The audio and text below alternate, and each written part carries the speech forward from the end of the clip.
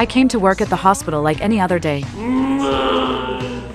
But suddenly, I heard a strange, chilling scream from the second floor. I sensed something was wrong. I rushed to the obstetrics department on the second floor to check. I found a nurse covered in blood, staggering out of the delivery room. Before I could figure out what was going on, the lead surgeon also ran out in panic. He gestured for me to get out of there immediately, fearing that the deformed baby inside might come out and hurt someone. At first, I didn't realize how serious it was. But unexpectedly, a large number of police soon surrounded the hospital. Even more terrifying, the caution tape was made of rope soaked in black dog's blood. Then several men in suits rushed to the scene, but whatever was inside the delivery room left them terrified. To move whatever was in there, the police brought in a huge iron cage. When it was pushed out, it was wrapped completely in a black cloth, as if something horrifying was inside. No one knew what was locked inside that cage. But one thing was certain, it wasn't human. It wasn't until 20 years later that a horror call-in show brought up the story of the deformed baby again. That day, a caller named Chris said that when he was in 3rd grade, he was playing soccer with a few friends, but the ball suddenly flew out of the field and rolled down the hill behind the school. He ran to get it, but discovered the ball had rolled into a house surrounded by wire fencing. To get it back,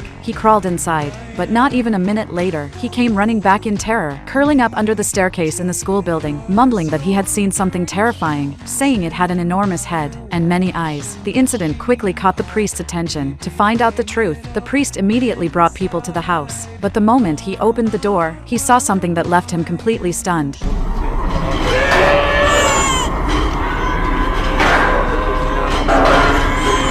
After that day, the priest lost his mind. He later fell seriously ill and became a vegetable. When the host asked what happened next, Chris suddenly hung up the call. Unexpectedly, the show sparked massive curiosity among the audience. To keep the show's popularity going, the crew began searching for information about the priest, planning to visit him about the incident. But by then, the priest was already a vegetable, unable to speak at all. When his daughter learned they came to ask about the school, she suddenly remembered. 7 students had visited her father a few days ago. One of them was named Chris. At midnight, the show aired as usual, but shockingly, Chris called again.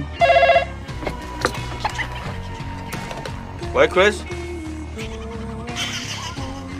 The 2 hosts froze on the spot, then quickly turned off the live broadcast in fear. Their colleagues rushed into the studio. The female host said there was one more person inside. To figure out what happened, they reviewed the live footage. To their shock, there was indeed an extra face in the recording. Everyone there felt a chill down their spine. To find out who it was, they brought the priest's daughter in the next day. She realized that the face in the footage was Chris. Even worse, she had seen Chris visiting her father that very morning. Sensing something terribly wrong, she rushed back to the hospital, but Chris was nowhere to be found. Only the priest lay there in bed, as if possessed by something, gripping her arm tightly, and finally, under his daughter's shocked gaze, his heartbeat slowly stopped.